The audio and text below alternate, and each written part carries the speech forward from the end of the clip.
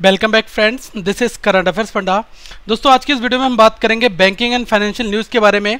आपको पता होगा कि जनवरी और फरवरी के 2 पार्ट जो है वो मैं ऑलरेडी लॉन्च कर चुका हूं, क्योंकि आपके अपकमिंग एग्जाम से वहाँ पर ये क्वेश्चंस पूछे जा सकते हैं।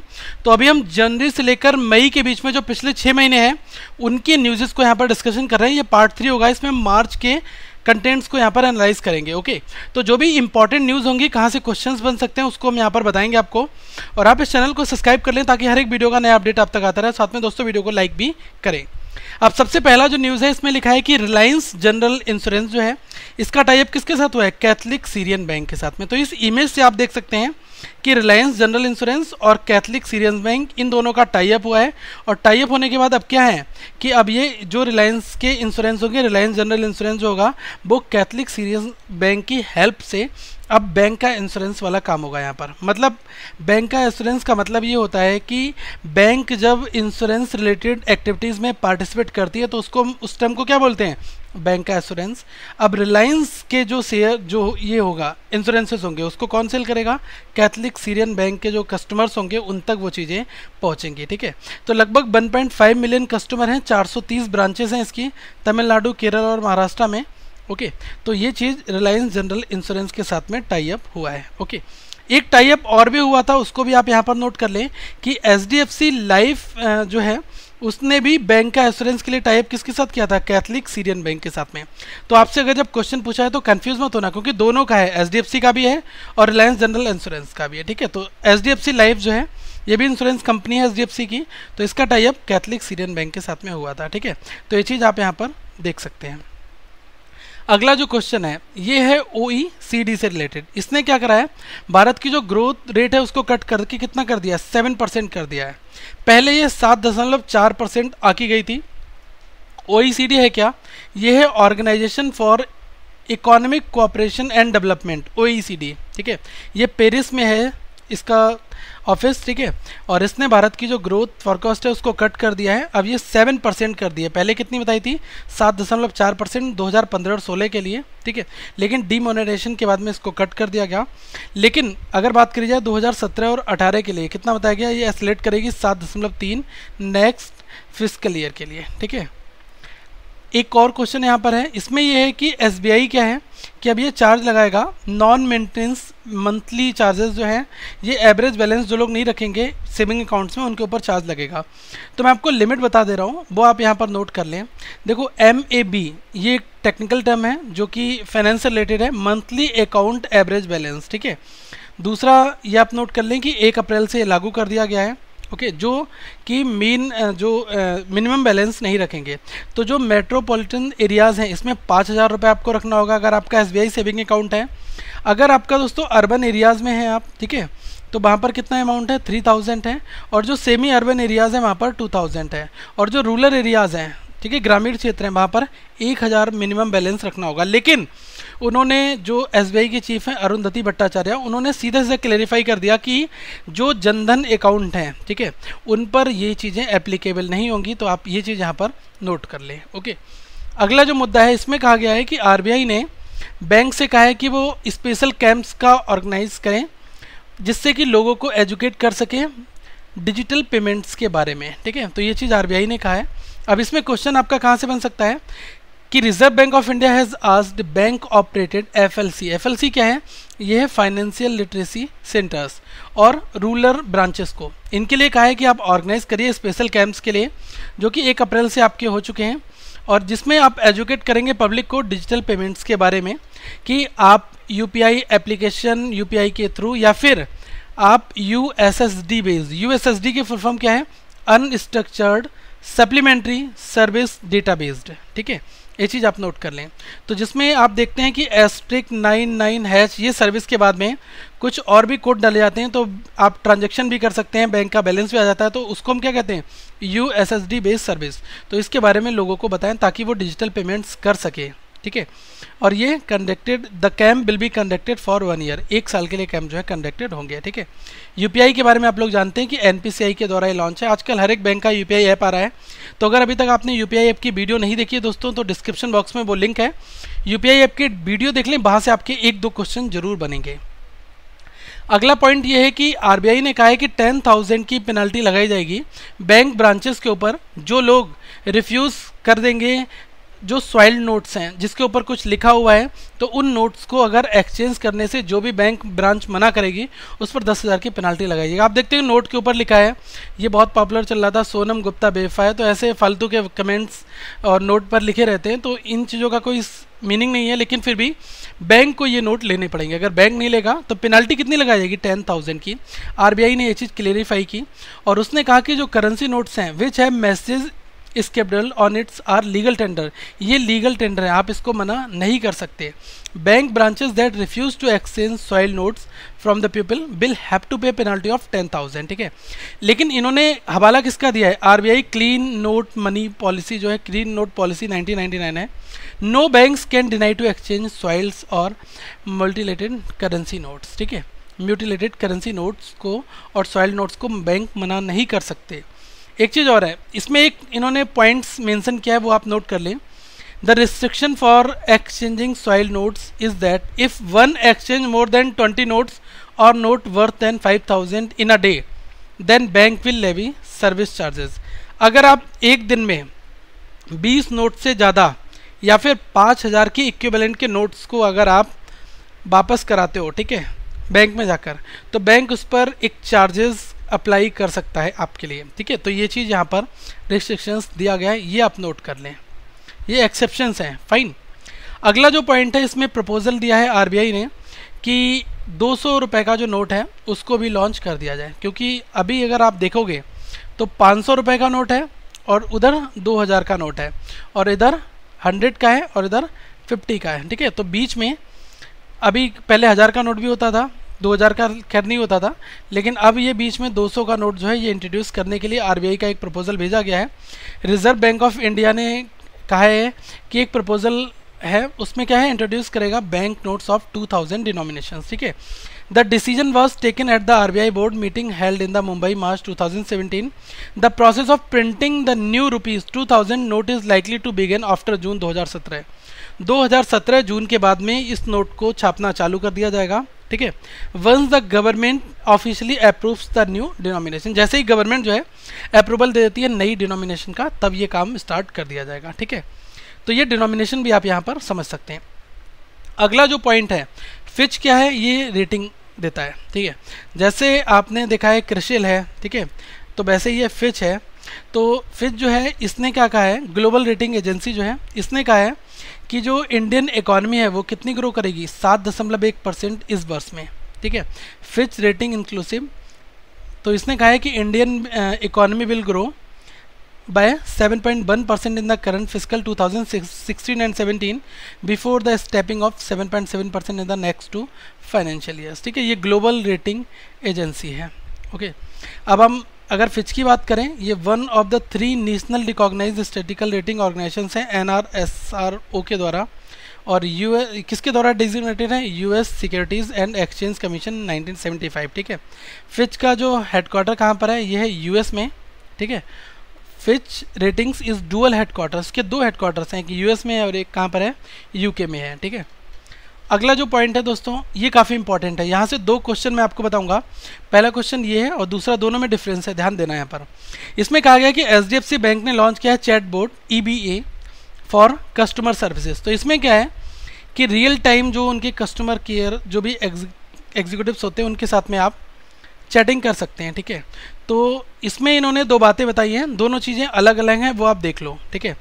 तो इसमें कहा गया कि HDFC ने जो लॉन्च किया है, ये लॉन्च किया है AI artificial intelligence based chatbot. तो इसमें क्या है कि लगभग आप मान के चलिए कि सेट ऑफ इंस्ट्रक्शंस फीड हैं। तो अगर आप कोई चीज़ करते हैं, हाउ टू चेक बैलेंस, तो उसमें आपके लिए 4 सेकंड से पहले रिजल्ट आ जाएगा कि 1 सेकंड से पहले 0.4 सेकंड्स में ही, कि आप अपने बैलेंस को चेक करने के लिए इस ऑप्शंस को टाइल करें। फिर आप चेक कर सकते हो कि how to open a bank account. तो इस तरह से अगर आपके जो भी बेसिक डाउट्स हैं तो वो आपके कहाँ पर, ये चैटबॉट जो है ये 1 सेकंड से कम टाइम में आपको रिप्लाई करके देगा। तो ये क्या है, ये है EBA इलेक्ट्रॉनिक वर्चुअल असिस्टेंट, ठीक है। ये चीज़ का ध्यान रखना। तो ये किसने लॉन्च किया है, HDFC बैंक ने, चैटबॉट EBA। लेकिन जो सिटी बैंक ने लॉन्च किया है service, instant chat service for the customers, जिसको कहा गया है CBOL, मतलब कि सिटी बैंक ऑनलाइन, तो इसमें क्या है, जो उनकी सर्विस टीम है इसके साथ में लोग चैट कर सकते हैं। फाइन, तो ये दोनों अपने आप में अलग अलग हैं, तो इनको आप नोट यहाँ पर कर लें। फाइन, अगला जो पॉइंट है इसमें कहा गया है कि RBI ने रिस्ट्रिक्ट कर दिया है कि कैश लोन जो है गोल्ड के अगेंस्ट में NBFC जो है वो केवल 25,000 तक का ही दे सकती हैं। मतलब कि अब पहले क्या था, पहले वो 1 लाख और उससे ऊपर का जो है चेक के थ्रू दे देते थे, लेकिन अब जो है केवल 25,000 जो है वो कैश अगेंस्ट गोल्ड ये दे सकते हैं, जो भी नॉन बैंकिंग फाइनेंस कंपनीज हैं, NBFCs हैं, उनके द्वारा। ठीक है, जैसे DHFL है, तो ये सब NBFCs में आते हैं, तो आप ये चीज़ यहाँ पर नोट कर सकते हैं। फाइन, और ये डिसीजन जो है, जो आप देखा है, डिजिटल पेमेंट्स को बढ़ावा देने के लिए गवर्नमेंट के द्वारा ये लिया गया है, क्योंकि अब हम लोग कैशलेस इकोनॉमी की ओर मूव कर रहे हैं। ठीक है, तो ये चीज़ भी आप यहाँ पर समझ सकते हैं। और अगर बात की जाए कि NBFC क्या है, तो a non banking finance company NBFC एक कंपनी है जो रजिस्टर्ड है किस एक्ट में, कंपनी एक्ट 1956 में, engage in the business of loans and advances, acquisition of shares, stock, bonds, debentures, securities issued by the government. तो इन सब चीज़ों में इसका पार्टिसिपेशन रहता है बैंक का, NBFC का। ठीक है, अगला जो पॉइंट है इसमें कहा गया कि RBI जो 10 रुपये के प्लास्टिक नोट्स को इशू करेगा। ठीक है, तो ये RBI ने कहा है कि RBI has been authorised by the government of India to conduct field trials of plastic notes of ₹10। मतलब कि पहले इनका ट्रायल बेसिस पर परीक्षण होगा, अगर ये सक्सेस हो गया तो ये आगे कार्रवाई इसकी चलती रहेगी। तो कहाँ कहाँ पर टेस्टिंग होगी, कोची, मैसूर, जयपुर, शिमला और भुवनेश्वर में। ठीक है, अब इसका मतलब ये नोट क्यों लाए जा रहे हैं, क्योंकि ये नॉन टेरेबल होंगे, फट नहीं सकते, भीगने पर कोई इफेक्ट नहीं होगा, लोग इस पर लिख नहीं पाएंगे, और इनकी जो लाइफ साइकिल है वो नॉर्मल जो नोट होगा उससे कई गुना ज़्यादा टाइम तक रहेगी। ठीक है, तो ये चीज़ हम समझ सकते हैं यहाँ पर, ये इनके फीचर्स हैं। और सबसे बड़ा फीचर क्या है, काउंटरफीट, मतलब कि इसकी जाली नोट को नहीं बनाया जा सकता जल्दी से। ठीक है, तो ये पॉइंट आप दोस्तों यहाँ पर नोट कर सकते हैं, क्योंकि इसमें सिक्योरिटी फीचर्स को क्या है, इन्हांस कर दिया जाएगा। The new notes will be in the Mahatma Gandhi series 2005 with inset letter L in both the number panels. ठीक है, ये कुछ इंस्ट्रक्शंस उन्होंने वहाँ पर मेंशन किए हैं। अगला जो पॉइंट है इसमें क्या है, हुडको जो है इसको सेबी से अप्रूवल मिल गया है कि अब ये अपने IPO को मार्केट में ला सकता है। अब मैं आपको बताता हूँ हुडको है क्या। ये है housing and urban development corporation limited. अब HUDCO, अब इसको SEBI, security exchange board of India जो है, इसने अप्रूवल दिया है। ठीक है, IPO के लिए। अब IPO क्या है, IPO होता है इनिशियल पब्लिक ऑफर। तो इसमें क्या है, जब कोई कंपनी सबसे पहली बार अपने शेयर को इशू करती है मार्केट में, तो वो क्या है, IPO लेकर आती है। ठीक है, तो ये यहाँ पर हुडको का सेबी से अप्रूवल मिल चुका है IPO के लिए। तो ये चीज़ आप यहाँ पर नोट कर सकते हैं, किस लिए, क्योंकि अब वो फंड रेज करना चाहते हैं। ठीक है, तो लोग शेयर खरीदेंगे, तो इस वजह से उनके पास फंड आएगा, तो ये चीज़ यहाँ पर इंपॉर्टेंट है। The government holds 100% stake in the company IDBI capital, Nomura financial advisory and securities, SBI capital markets and ICICI securities will manage the companies public issue. तो ये पॉइंट भी है, तो आप इन दोनों पॉइंट को यहाँ पर नोट कर सकते हैं। फाइन, अगला जो दोस्तों क्वेश्चन है, काफ़ी जरूरी, काफ़ी बड़ा क्वेश्चन है। इसमें क्या है कि SBI ने उन्नति क्रेडिट कार्ड जो है ये लॉन्च करेगा, क्रेडिट इंक्लूजन जो है इसको बढ़ावा देने के लिए। ठीक है, अब ये 4 वर्ष तक तो बिल्कुल फ्री होंगे। अब इसमें क्या है, कंडीशन देख लो कि SBI कार्ड होंगे। ठीक है, और अब SBI ने कहा है कि अब वो उन्नति क्रेडिट कार्ड को लेकर आएगा, क्रेडिट इंक्लूजन को बढ़ावा देने के लिए। और ये जो टारगेट होंगे, टारगेट कस्टमर क्या होंगे, SBI के कस्टमर्स, जिसमें कि जनधन योजना अकाउंट होल्डर्स भी होंगे। ठीक है, और any SBI customer having balance at least ₹25,000 in the saving account is eligible for the उन्नति क्रेडिट कार्ड। उन्नति क्रेडिट कार्ड के लिए हर एक अकाउंट होल्डर एलिजिबल होगा अगर उसके अकाउंट में 25,000 रुपये है। ठीक है, अब SBI कार्ड जो है ये जॉइंट वेंचर है किसका, स्टेट बैंक ऑफ इंडिया का, और किसका, GE कैपिटल का। GE क्या है, ये जनरल इलेक्ट्रिक बेस। ठीक है, US की एक कंपनी है जनरल इलेक्ट्रिक, इसके और स्टेट बैंक ऑफ इंडिया के कॉम्बिनेशन से ये वाला कार्ड जो है इशू किया जाएगा। ओके, अगला जो पॉइंट है इसमें कहा गया है कि ADB ने प्रेडिक्ट किया है 7.4%। ये बिल्कुल न्यू रेट्स हैं, तो आप इनको एग्जाम के लिए नोट कर सकते हैं कि ADB ने 7.4% ग्रोथ रेट बताई है भारत की। ठीक है, तो ये चीज़ आप नोट कर लें। ADB क्या है, एशियन डेवलपमेंट बैंक है, और इसने इंडियन इकोनॉमी का है कि 7.4 ग्रो होगी दिस फिस्कल, ठीक है। और अगले साल कितना बताया, 7.6% इज द नेक्स्ट फिस्कल, ठीक है। India has grown 7.1 in previous years fiscals. The goods and services GST and the new bankruptcy law will make it easier to do business in India, ठीक है। तो ये 2-3 पॉइंट और भी ज़रूरी हैं जिनसे आपको कुछ और भी चीज़ें जानकारी मिलती रहती है, ओके। और अगर मैं बात करूँ ADB का हेडक्वार्टर कहाँ पर है, तो ये है फिलीपींस में, और प्रेसिडेंट कौन है, ताकीहाको नकाओ। अगला जो पॉइंट है इसमें कहा गया है UN रिपोर्ट, यूनाइटेड नेशंस की एक रिपोर्ट है, उसके अकॉर्डिंग कहा गया है कि भारत की जो एक्सपेक्टेड अचीव ग्रोथ कितनी है, 7.1% है, ठीक है, 2017 के लिए। और the UN economic and social commission for Asia and Pacific ESCAP launch its annual flagship report, जिसका नाम क्या है, the economic and social survey of Asia and Pacific. तो इसमें ये इन्होंने डेटा लॉन्च किया है स्केप में, ठीक है। ये चीज़ आप नोट यहाँ पर कर लें। इस रिपोर्ट ने कहा है कि जो 2018 में कितनी होगी, 7.5% होगी, और 7.1% किस में, 2017 में। अगला जो डेटा है वो IMF का है। IMF ने 2018-19 का भी प्रोडिक्शन कर दिया है, India to grow 7.7% in 2018 and 19 IMF ने कहा है, ठीक है। और 2017-18 का कितना है, 7.2%। According to the international monetary fund, India's growth is expected to rebound to 7.2% in the 2017 and 18। मतलब 2017-18 में 7.2% और 18-19 में कितना, 7.7%, ठीक है। ये जो कुछ कमियां आई हैं वो डिमोनेटाइजेशन के बाद आई हैं, तो आप आंकड़े थोड़े से स्पष्ट हैं, इनको नोट कर लें, ओके। और IMF का जो हेडक्वार्टर है वो कहाँ पर है, वाशिंगटन DC US में है, और इसकी CEO कौन है, ये है क्रिस्टिना लिगार्डे।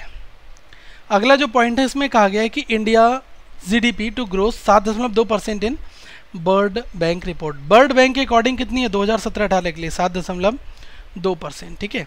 ये चीज़ आप यहाँ पर नोट कर लें, okay.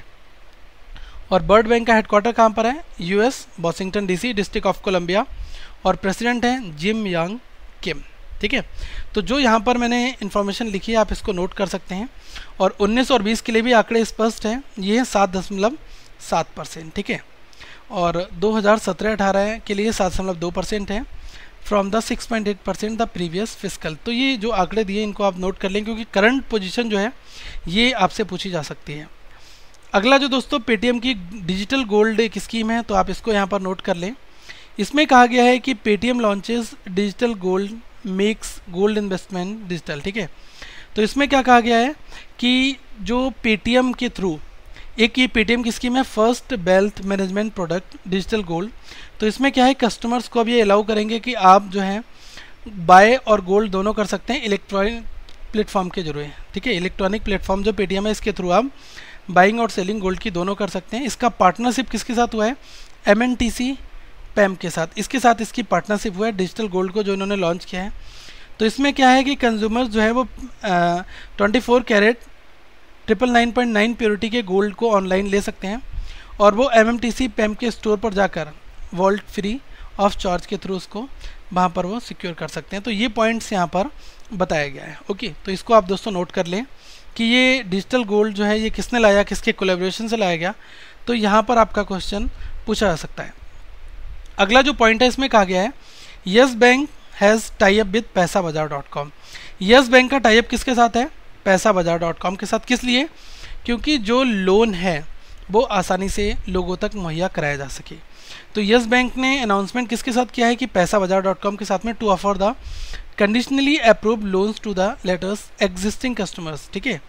The aim of this tie up is to make the process of availing a loan easy and seamless and act as one-stop financial solution provider for all the retails lending needs of the customer, ठीक है। तो ये चीज़ आप यहाँ पर note कर लें, पैसा बाजार का किसके साथ कोलैबोरेशन है, यस बैंक के लिए, ठीक है। तो ये चीज़ आप यहाँ पर नोट कर सकते हैं। अगला जो दोस्तों पॉइंट है इसमें यस बैंक का ही एक टाई अप है किसके साथ में, cashkaro.com के साथ में। तो ये cashkaro.com एक ऐसा पोर्टल है जो कि आपको कैशबैक देता है, ठीक है। तो इसके थ्रू क्या है कि इनका टाई अप हुआ है, तो banking on the government's drive to promote the cashless economy, cashback portal जो cashkaro.com है इसका टाई अप हुआ है यस बैंक के साथ में। अब ये लॉन्च करेगा card linked offers as a part of loyalty programme for both offline and online shoppers, ठीक है। तो दोनों के लिए इनका एक लॉयल्टी प्रोग्राम होगा ठीक है, जिसमें कार्ड सेव कर दोगे अगर येस बैंक के आप यूज़र हैं तो आपके लिए कुछ पॉइंट्स वहाँ से मिलेंगे जिनको आप रिडीम करके ये फैसिलिटी ले सकते हैं। लेकिन क्वेश्चन आपसे पूछेगा कि येस बैंक और cashkaro.com इन दोनों के बीच में टाई अप की बात यहाँ पर आपसे पूछी जाएगी। ओके, तो अगली वीडियो में मैं आपसे मिलूंगा, तब तक आप यहाँ पर जो प्लेलिस्ट दी हैं आप इनको फॉलो कर लें और लोगों पर क्लिक करके चैनल को सब्सक्राइब कर लें और बहुत सारे वीडियोस आप तक आते रहेंगे। दोस्तों इसका कोई पीडीएफ नहीं है, आप डायरेक्टली इन्फॉर्मेशन को नोट कर लें की पॉइंट्स में और इस वीडियो को एक बार देखें, तब आपके माइंड में ये सारे क्वेश्चंस बन जाएंगे। ओके, वीडियो को लाइक जरूर करें, अगर आपका कोई डाउट होता है तो पूछें। अगली वीडियो में फिर हम मिलेंगे। Thank you, have a good day.